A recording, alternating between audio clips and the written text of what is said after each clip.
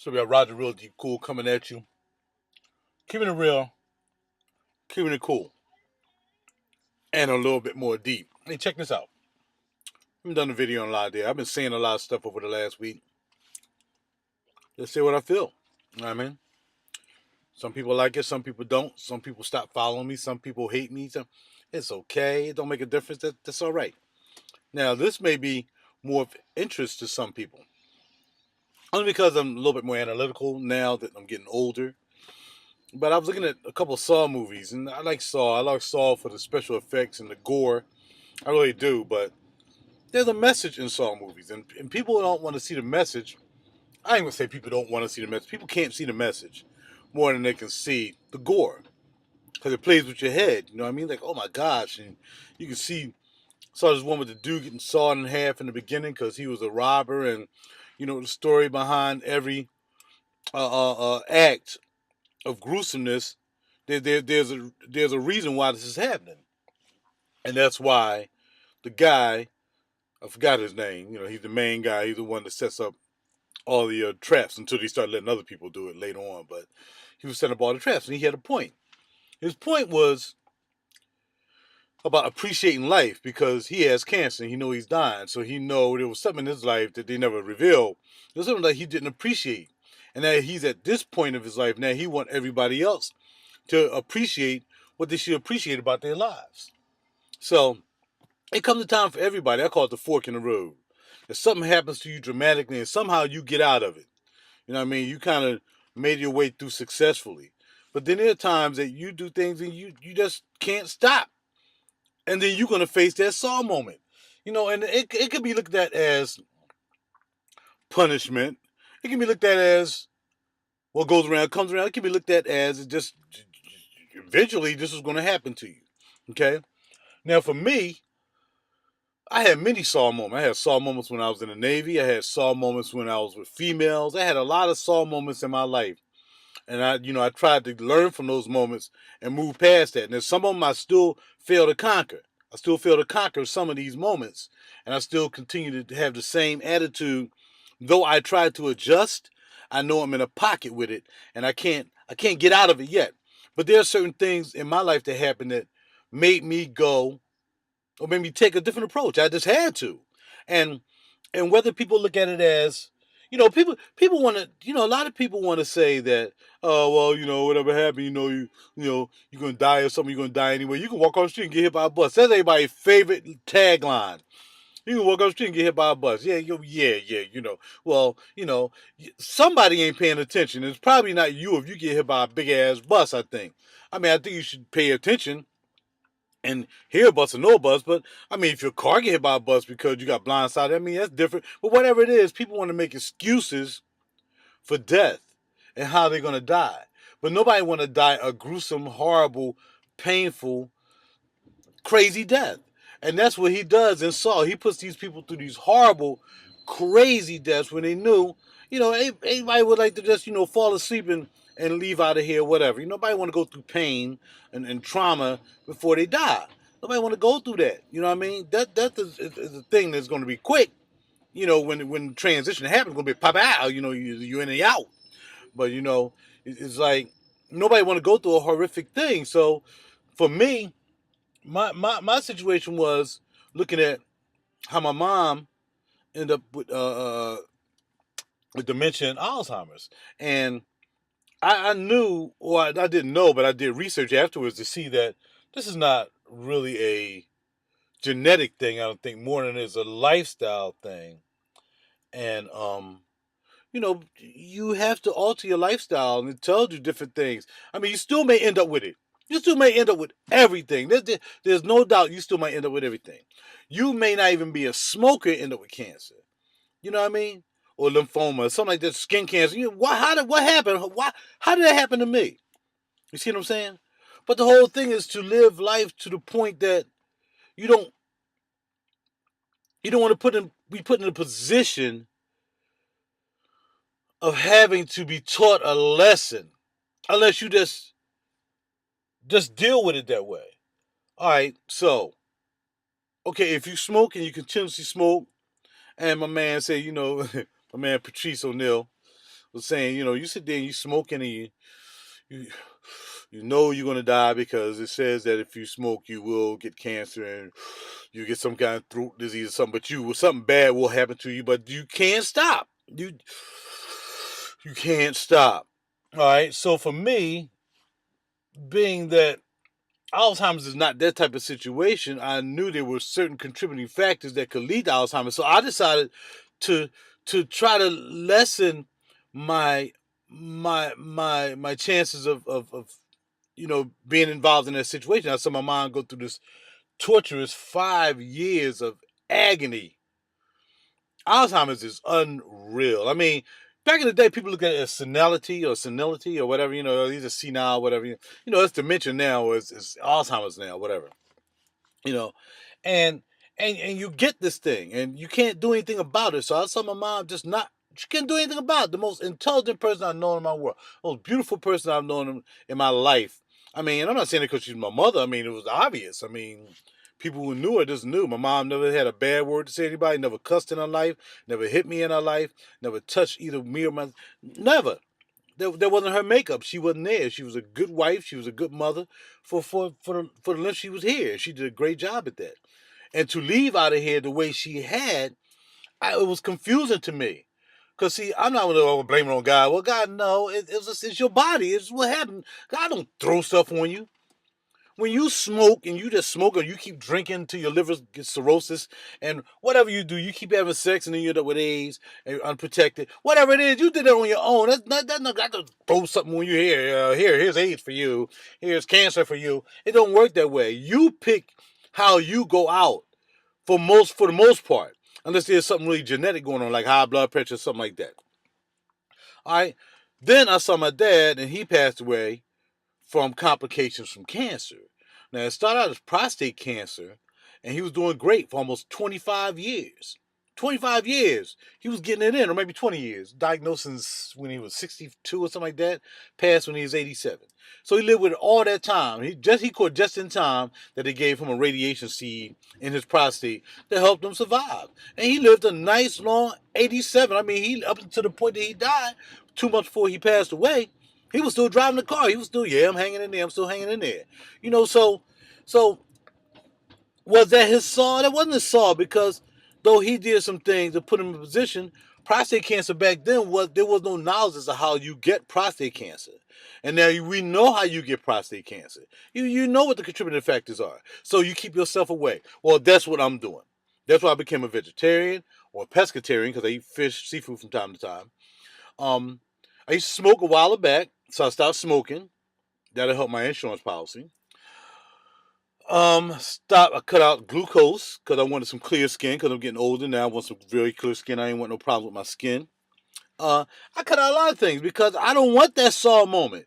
Now, if something happened to me and I walk across the street and get hit by a truck or a car, look, the reality of it is at least I tried. So many of you aren't trying because you don't care.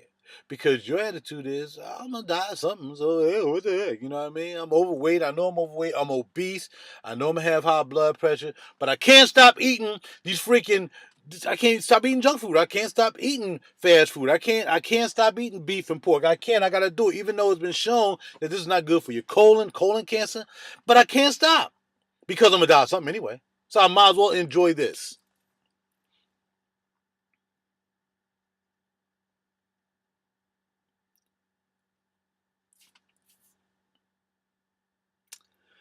So people like to think that they go out on their own terms. So if you continue to smoke and you know you're gonna get cancer, well, look, I know I was gonna get cancer. Whatever, I went out on my own terms. I knew it was gonna happen. And then you go through that gruesome final 6 months or a year, whatever you go through. You know what I mean? You go through it, it's gruesome. Or you get Alzheimer's and you go through this constant 5 year, you don't know what's going on, you can't feed yourself anymore, and you become this person that you're a shell of yourself. So many things that can happen. You get cancer and colon cancer, whatever, prostate cancer. Now you gotta deal with that. And it's because not because you didn't take care of yourself, maybe because you didn't take care of yourself. What I'm trying to say to you is this: we need to start making adjustments in our lives, whether it's health wise, Mainly health-wise, because that's how you leave here. You leave here because your body gives out in some way, whether it's being attacked by cancer, by AIDS, by high blood pressure, by a heart attack, whatever it is. You know what I mean? Not many people just pass away in their sleep because their heart just got tired of beating. You ain't have that luxury. That's a luxury. That is you sleeping. Bob, I assume that you probably wake up real quick at the pow, and all of a sudden now you back to you gone. But a gruesomely, oh, gosh, I mean, and I don't know what's there for me. All I know is I'm trying. And for people, it really bothers me that people who are close to me don't acknowledge me trying. But it's not going to stop me from trying. I'm going to keep on doing what I do. But it's crazy that people that you know say, well, hey, you go ahead on and do that. And you're trying to like be a positive influence to people. And they don't want to hear that. They don't want to hear it. Because they don't want to stop doing that. They're ready for that. Okay, well, if I end up with cancer from smoking, that's fine. If I end up with colon cancer because I can't stop eating red meat, whatever, then that's fine. If I end up with high blood pressure because I eat a lot of fast food and whatever, that's fine. If my skin constantly breaks out and whatever because I can't stop drinking sodas and whatever, then that's fine. Whatever it is, it's just fine. People are willing to deal with their own terms. Not me. I just don't want to go out that way. But die trying. That's all you got to know. Okay? So, keeping it real on the real, somehow, some way, my blood pressure will start going up.